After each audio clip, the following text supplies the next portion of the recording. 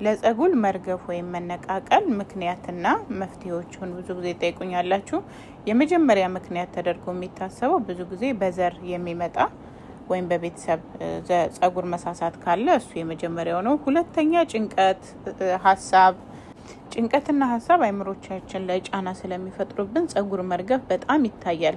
ሌላኛው የሆርሞን መለዋወጥ ነው። ያ ማለት በእርግዝና ወቅት አሊያም ከወለድን በኋላ የሚታዩ እንዲሁም ታይሮይድ በጣም በተለይ የታይሮይድ ችግር የሚኖር ከሆነ የጸጉር መርገፍ በብዛት ይታያል። ሲቀጥል ደግሞ የብረት እጥረት ወይም እነዚህ የብረት ንጥረ ነገር ያላቸው ምግቦች የማንመገብ ከሆነ እሱ በጣም ብዙ ጊዜ ጸጉራችሁ የሚረግፍ ከሆነ የአይረን መጠናችሁን ቼክ ማድረግ አለባችሁ። ሌላኛው ደግሞ በተለያየ በሽታ ምክንያት የጸጉር መርገፍ ሊመጣ ይችላል። ብዙ መድኃኒቶችን የምታዘወትሩ ከሆነ እሱም እንደዚሁ።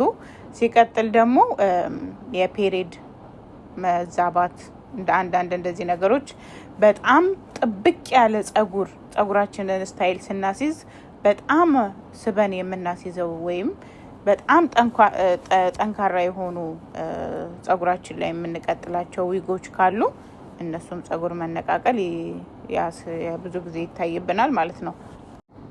በተቃራኒው የጸጉር መርገፍ መፍትሄ ብለን ያስቀመጥናቸው ወይም ዳታዎች ያስቀመጧቸው ነገሮች እንዲሁም እኛ ላይ ያየናቸው ነገሮች ቢኖሩ የመጀመሪያው የምግብ አመጋገብ ሂደታችንን በሚገባ ማስተካከል፣ በተለይ ፕሮቲን፣ ፋት ያላቸው አይረን፣ ቪታሚን ያላቸውን ነገሮች መጠቀም። ለምሳሌ እንደ እንቁላል፣ አቮካዶ፣ ስፓኒች፣ አልመንድ የመሳሰሉ ነገሮችን የምንጠቀም ከሆነ ለውጥ እናያለን። ሲቀጥል ደግሞ በሳምንት ከ2 እስከ 3 ጊዜ ለጸጉራችን የጸጉር ቅባት መጠቀም፣ በተለይ ለሁሉም አይነት የሚሆን ካስተር፣ ኮኮናት እንዲሁም የወይራ ዘይት የመሳሰሉትን ለጸጉራችሁ የሚመቻቸውን የጸጉር ቅባቶች መጠቀም። ሲቀጥል በሁልጊዜ እንደምነግራችሁ የጸጉራችንን ቆዳውን በሚገባ መንከባከብና ስንታጠብም በደንብ ቀላል በሆኑ ሻምፖዎች በጣም የሚከረድዱ ነገሮችን አለመጠቀም። እንደገና ስንታጠበውም በደንብ ጽድት አድርገን መታጠብ ያስፈልገዋል። ጸጉራችሁን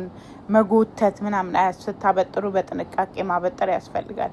ሲቀጥል ደግሞ በቂ እንቅልፍ መተኛት፣ ማክሲመም ከ6 እስከ 7 እስከ 8 ባሉት ሰዓታቶች ውስጥ ጥሩ እንቅልፍ መተኛት። ከምንም በላይ ጭንቀት የሚኖርባችሁ ከሆነ በጣም ከመጠን በላይ ሀሳብ የምታበዙ ከሆነ ጸጉር ስለሚረግፍ እነዚህን ማስተካከል አለባችሁ። እንዲሁም በተፈጥሯዊ ነገሮች ላይ እንደ ዝንጅብል ውሃ፣ የሽንኩርት ውሃ፣ ኦሊቬራ እንዲሁም የቅርንፉድ ውሃዎችን በሳምንት 2-3 ጊዜ መጠቀም በጣም አስፈላጊ ነገሮች ነው። ከዚህ በተሻለ እነዚህ ነገሮች ተጠቅማችሁ ለውጥ ማታገኙ ከሆነ ወደ ዶክተሮች መሄድ ነው። ከዛ የሚገርም ጤናማ ጸጉር ይኖራችኋል። ልክ እዚህ ላይ ምስሎችም ላይ እንዳስቀመጥኩላችሁ የተሻለ ነገር ይኖራል።